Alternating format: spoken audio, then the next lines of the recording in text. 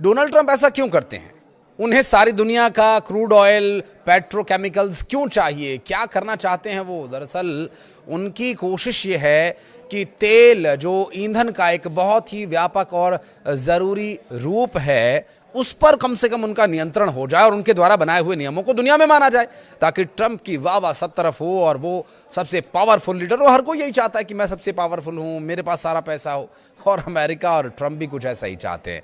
लेकिन अमेरिका शायद ये बात भूल रहा है कि रूस अपने आप में पावरफुल तो है ही, पुतिन भी एक जबरदस्त पावरफुल नेता हैं, लेकिन अमेरिका की इस हरकत ने एक बार फिर से रूस के साथ उनकी तनाव की स्थिति को और तनावपूर्ण और खतरनाक मोड़ पर ला खड़ा किया है। बात करेंगे इस बारे में पूरी विस्तार से, ये खबर आपको बताएंगे। नमस्कार, मैं हूं आशीष त्रिपाठी और उत्तरी अटलांटिक महासागर में हफ्तों से चले हाई वोल्टेज ड्रामे के बाद अमेरिका ने जो किया वो जियोपॉलिटिकल लेवल पर, यानी विश्व की राजनीति में खतरनाक रूप से भूचाल ला सकता है। अमेरिका ने रूस के झंडे वाले एक तेल टैंकर मारिनेरा को जब्त कर लिया है और इस पूरी सैन्य कार्यवाही ने वैश्विक राजनीति में खलबली मचा दी है, क्योंकि इस ऑपरेशन के दौरान रूसी नौसेना के युद्धपोत और पनडुब्बियां भी उसी क्षेत्र में मौजूद थीं।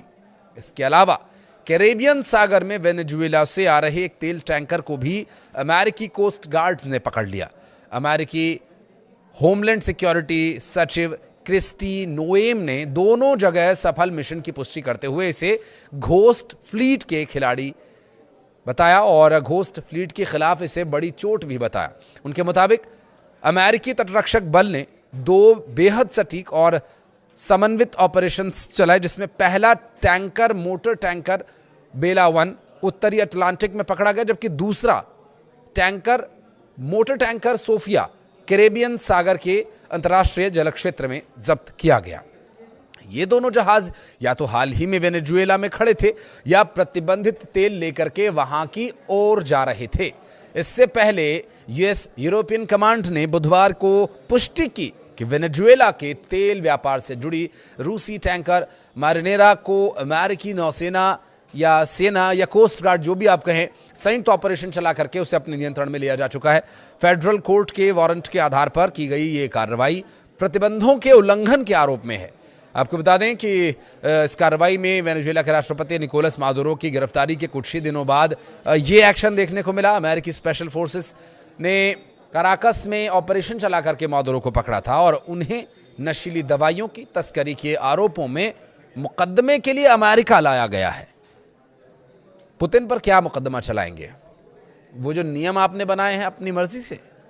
वेनेजुएला के वरिष्ठ अधिकारियों ने इसे अपहरण करार देते हुए कहा कि अमेरिका वेनेजुएला के विशाल तेल भंडारों को हड़पने की साजिश रच रहा है। तो क्या गलत कहा? हाल के वर्षों में यह बहुत कम देखा गया है कि अमेरिकी सेना ने रूसी झंडे वाले किसी वाणिज्यिक जहाज को इस तरह से समुद्र के बीच में जब्त किया हो। उन्हें भी डर है कि रूस, जो कि पुतिन के नेतृत्व में सालों से चल रहा है और पावरफुल तो वो है ही, और खुद पुतिन भी पावरफुल है। ऐसे में जानकारों का मानना यह है कि इस घटना के बाद रूस की ओर से कड़ी प्रतिक्रिया आएगी और स्वाभाविक है यूक्रेन और वेनेजुएला के मोर्चे पर जारी तनातनी और अधिक हिंसक भी हो सकती है। अब अंतर्राष्ट्रीय स्तर पर व्लादिमीर पुतिन, जो कि खुद सेना के सिपाही जनरल और अब देश के प्रमुख तक हो गए हैं, उनकी सोच और उनके द्वारा लिया जाने वाला एक्शन, अभी हाल ही में चाहे उनकी मुलाकातें ट्रंप से होती रही हों, लेकिन अब जो कुछ होने वाला है वो एक, हालांकि अभी तक कोई उन्होंने बहुत बड़ी प्रतिक्रिया या सीधे तौर पर प्रतिक्रिया नहीं दी है, क्योंकि टैंकर पर रूसी झंडा जरूर लगा था, लेकिन रूस की तरफ से इस पर कोई भी ऑफिशियल अभी अनाउंसमेंट नहीं की गई है। इसके 2 मतलब है, या तो वो इस तेल टैंकर को पूरी तरह से छोड़ देना चाहते हैं, इससे कोई लेना देना नहीं रखना चाहते, अंतर्राष्ट्रीय स्तर पर अमेरिका के नियमों का कोई उल्लंघन नहीं करना चाहते, और या फिर ये तूफान से पहले की खामोशी है। आपको क्या लगता है? बताइएगा कमेंट सेक्शन में। धन्यवाद।